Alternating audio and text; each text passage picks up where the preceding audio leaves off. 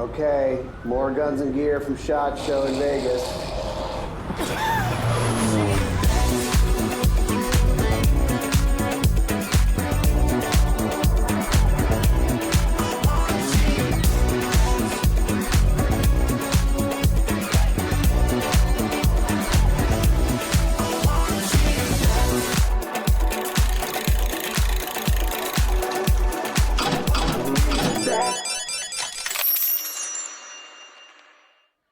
All right, SHOT Show Las Vegas. It's guns and gear, and I don't look as bad in that.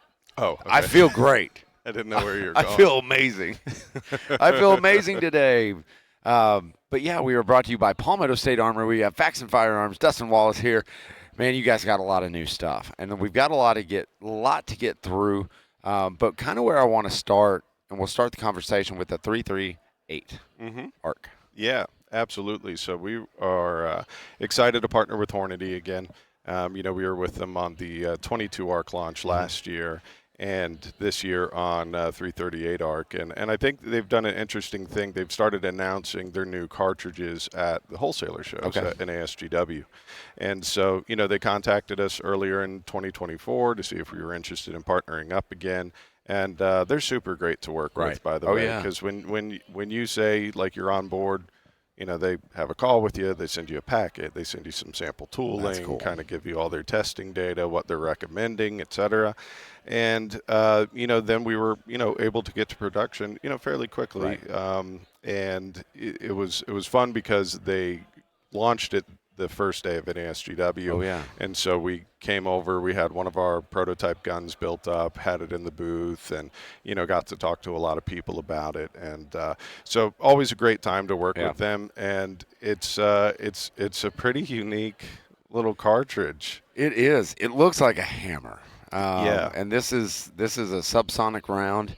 And, I mean, you guys are doing supers too, right? Yeah, Hornady has supers as well. Right. But I think it's really made to sing, in my opinion, and that subsonic. Yes. You have a 307 grain projectile. It's huge coming out of an AR-15 platform, and you could get short barrels. Short subsonic suppressed. According to Hornady's data, it's 1.5 times the energy of standard 300 Blackout. Right. And, I was talking to a friend of mine at Brownells, and he had been firing it himself. He had been buying some barrel blanks and making them himself and just giving it a go.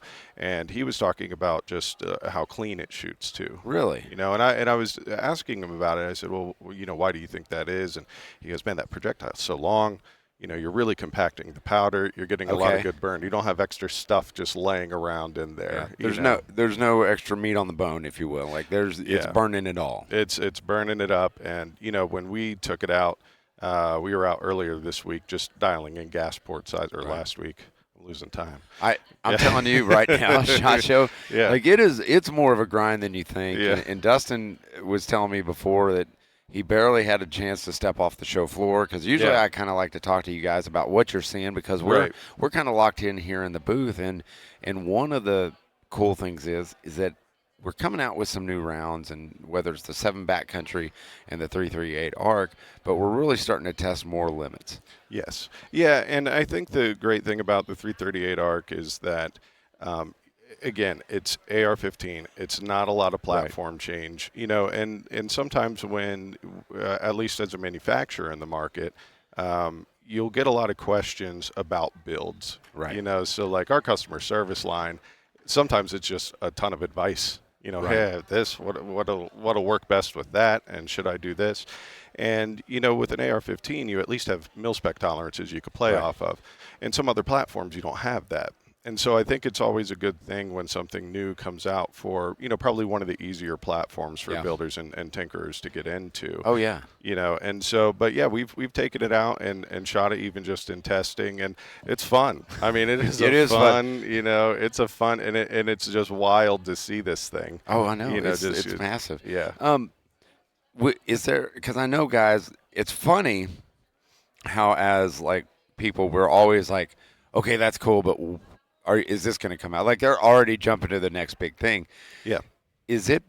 How's it gonna perform? Because I know folks are gonna ask, like, is there gonna be bolt gun versions of this? Yeah, there are. When Hornady first came out, they said it, it was great for like micro bolt action, Right. but things with a 6.5 Grindle bolt, because it's following in that same Hornady architecture. Correct. So just like 6 mil arc, just like 22 arc, each of them have kind of like a kind of designated lane, Right. in the market. The 338 arc, I mean, yes, obviously with the 307 grain projectile, you could do some hunting with it and all that. Some people have, that I've talked to just during the show, they're really considering it for home defense. They're really kind of seeing it as a more powerful option of the 300 Blackout. Gotcha. And I think there's been a lot of consistency in their arc cartridges in general. Okay. And so if that still plays through, batch to batch, sequence to sequence, that could be a really great, subsonic suppressed round, for hunting, defense, truck guns, that whole thing, and it's a fun cartridge. Oh yeah, it's fun. Yeah. And I'm trying to we figure have out a how lot to of stuff here. I'm trying to figure out how to navigate. Let's go with the more recent launch. Let's go up here to the gas block. Yes. Because this gas block is to scale.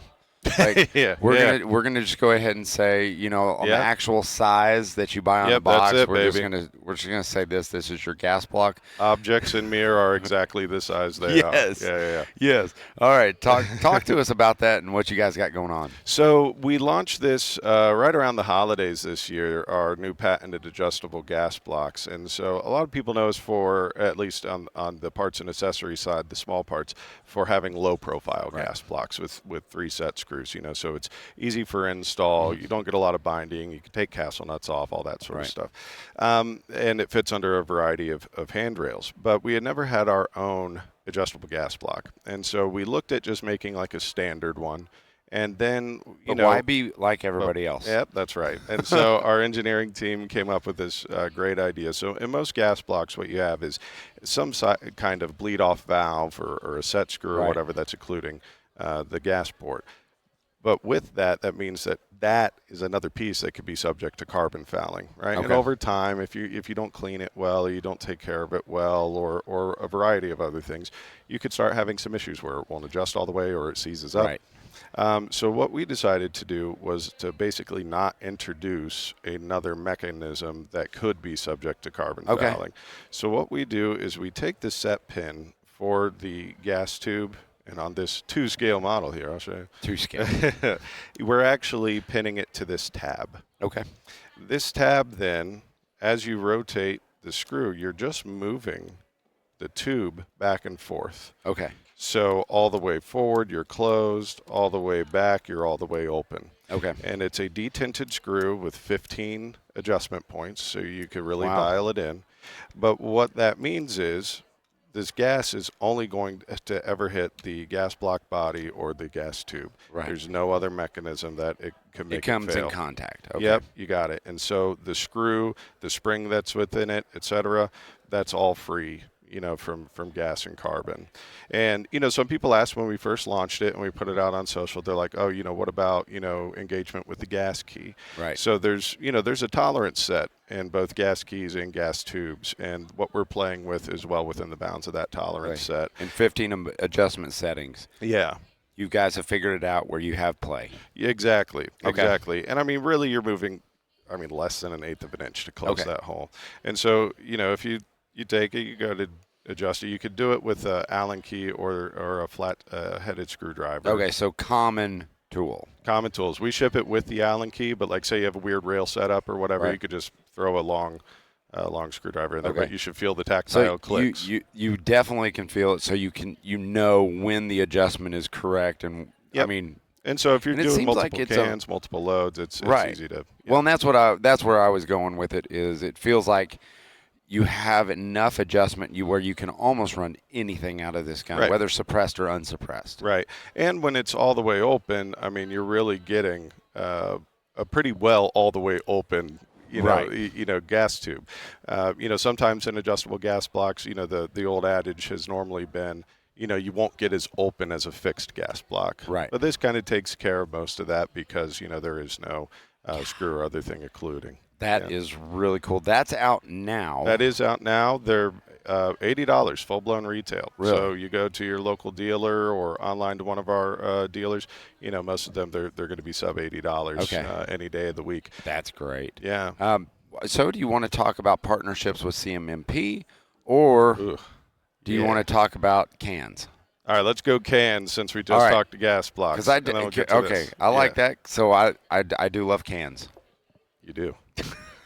I noticed. Okay, I do have to tell a story about the hat. All right. You're going to want to know about the hat. So Benjamin comes out to me and is like, hey, you know what you should get? It would be really funny on one day of the show. He goes, go to that kiosk out in the canal shops and get one of those hats. And what we'll do is we'll put just sayings on it throughout the day. And I'm like, but I don't get to see what it says. And he goes, yes. And I go, Benjamin, you're the only one allowed to do that. Yeah. I would even trust Michael behind the camera before I would trust Chris Serino or Ryan Gresham with that power that they have. Otherwise, you're like leaning, trying to read it backwards in the monitor. Yes. Just like, What did they put in there?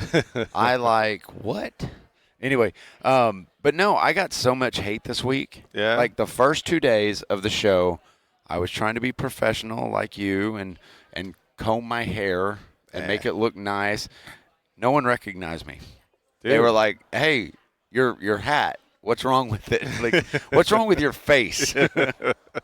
So anyway, that's the story of the hat. And that's what I'm rolling with today. So let's get into cans. Yeah. You guys have a new lineup. Yes. Where do you want to start? Do you want to start with?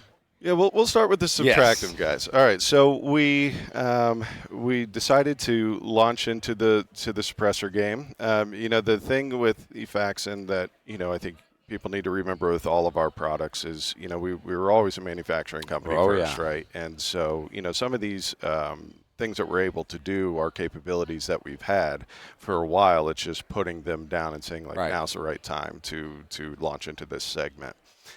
So with suppressors, obviously the most natural route for us would be to just do subtractive. Now we do have some additive, which we'll get to. Right.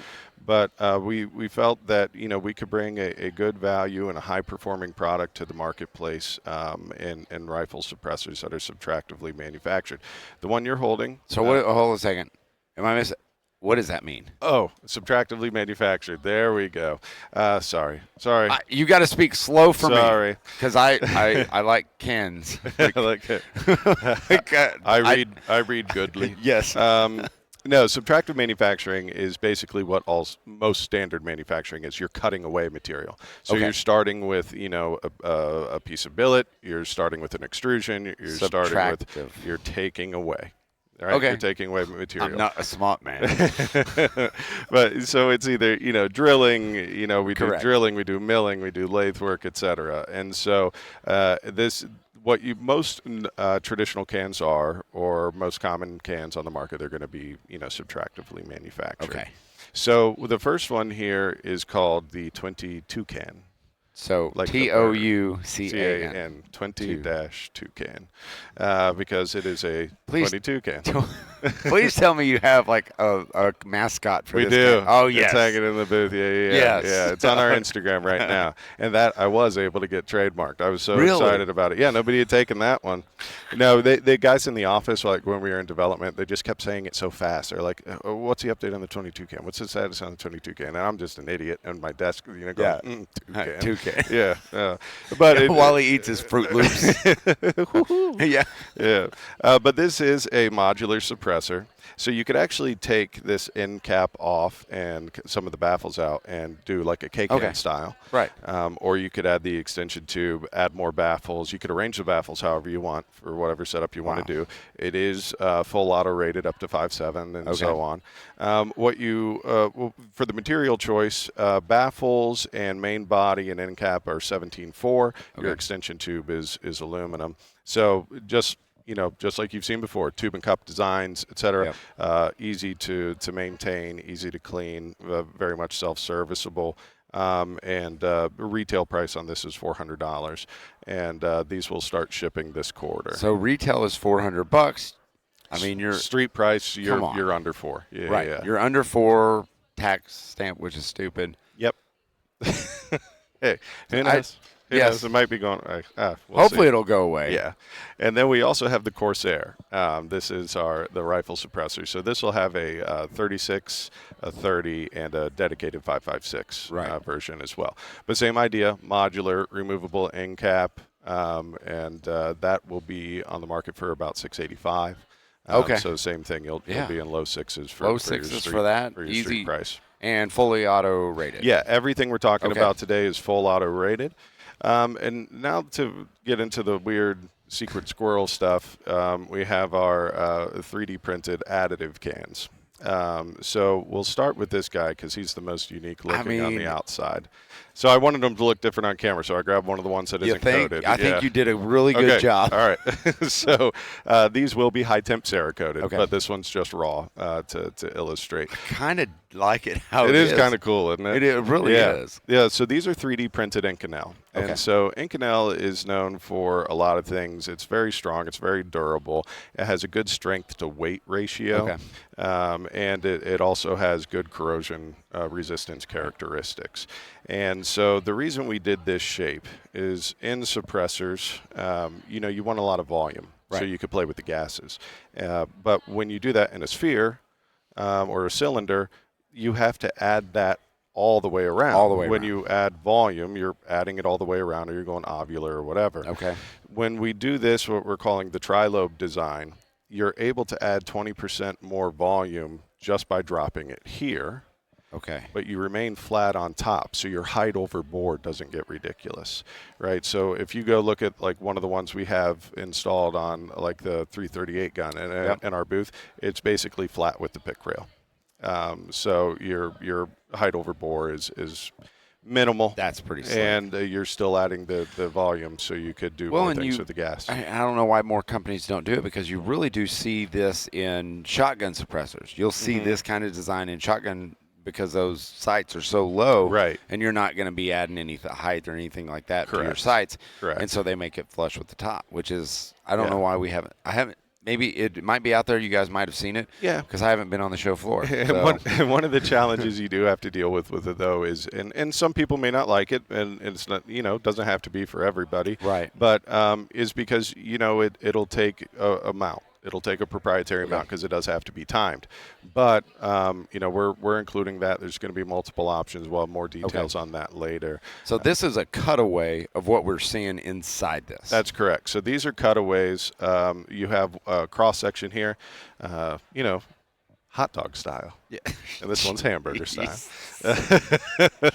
But if you look at the main, structure in here, you actually have multiple pathways for the gas to go. All right. So you have a baffle structure here in the center. But if you look on this cap, you'll notice that there's chevron cuts in there. And those chevron cuts allow another way for the air to move a little more turbulently and keep gases moving around. You have your outside structure. And your far outside structure here, this actually isn't really so much about suppression, it's about cooling. So the way that we have the internal setup is when you fire, it triggers a Venturi reaction. So every time you fire, you're actually sucking air in while blowing the old air out. So you're keeping it cool on this outermost shell of the suppressor. So is there any, like, how does it cool? I'm sure you guys may have done some testing, but how is it cool compared to the previous line? Like how? Yeah. So it'll cool a little better than a subtractive in some ways. Now, granted, the more dense your material, the more likely you are to hold heat, right? So that's why some of this has been brought in. But what we're seeing is very, very positive. It takes quite a while to get to a mirage state. And also the flat top helps with that as well. The Inconel has good heat characteristics too.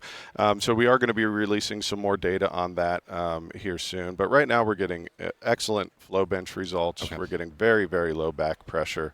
And we're about 4 decibels quieter than some of the leading brands in this segment. And full-blown retail on this is $850. That's awesome. Yeah. So is it going to be available in like a 223? Like which models? You got it. So you're going to be 36, 30, and then there will be a dedicated 5.56 version as well. Excellent.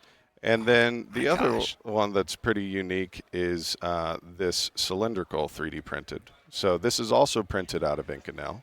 Okay. But it has removable cores. So instead of just a traditional baffle structure. Now this looks wild to me. Yeah. So instead of just a traditional baffle structure, this too is printed out of Inconel. And it may be hard to notice on camera, but every single one of these holes is different. There's really not any two that are totally alike, whether they're slightly off-shapen or smaller, larger diameter. But this is actually kind of computer and AI helped. You basically tell it, like, we want this much surface area, we're looking for this much gas, we want this much flow through, we're looking for these back pressures, et cetera, and then we're able to print out basically your own little baffle structure here. So the cores remove, you could take these in and out.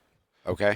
And that means you could also, drop them in an ultrasonic cleaner. Yes. You could swap cores to do different things. So say you're not worried about back pressure, you just want more suppression, there could be a core for that.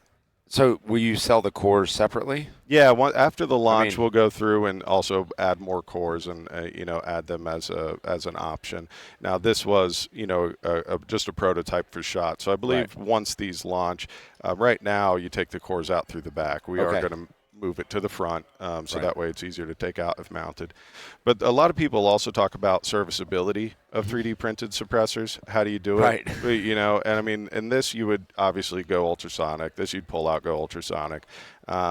However, people always worry about the serialized portion. Oh yeah. Now I couldn't show it on here because we literally just got the provisional patent on it, but we do have a patent for basically doing a serial plate.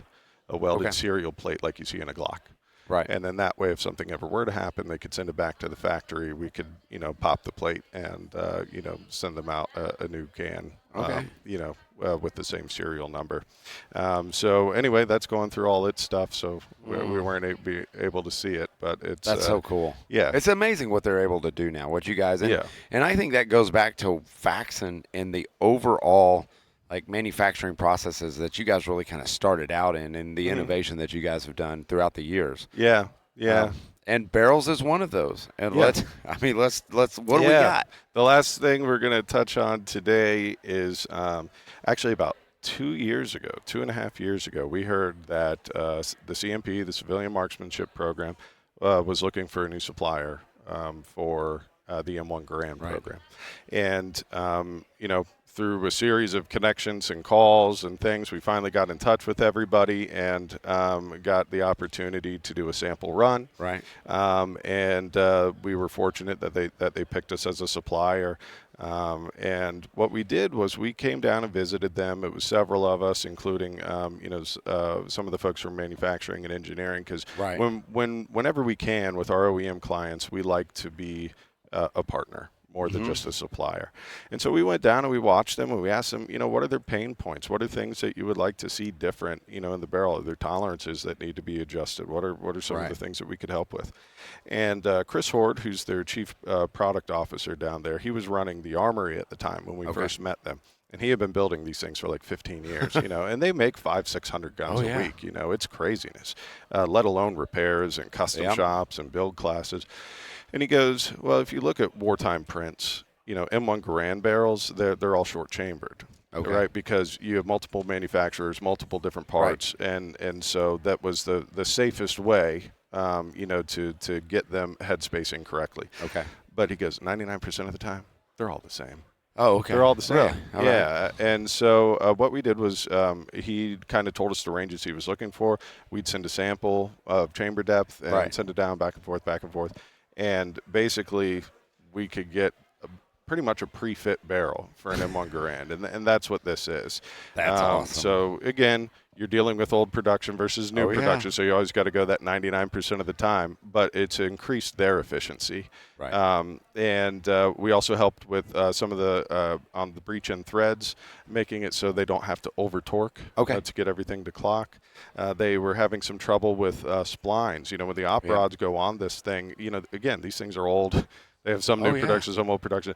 You watch these guys, and it's incredible. They're just like, oh, this one fits on this one, but it doesn't fit on that one, and they're just boop, boop, boop, pulling them around. So we helped them with the geometry of the spline depth. We actually created custom gauges that every single one of these barrels gets a gauge slid over it to make sure that the spline depth is correct and width. And then we also worked with them on their gas system. They wanted the gas port opened up a little bit, and it's been doing great. And so as soon as we put out the press release that we were working with them, and we started showing up to their events and sponsoring things, I had some of my buyers, texting me like, hey, when can we buy the Garand barrels? And I was like, well, we haven't really talked about it.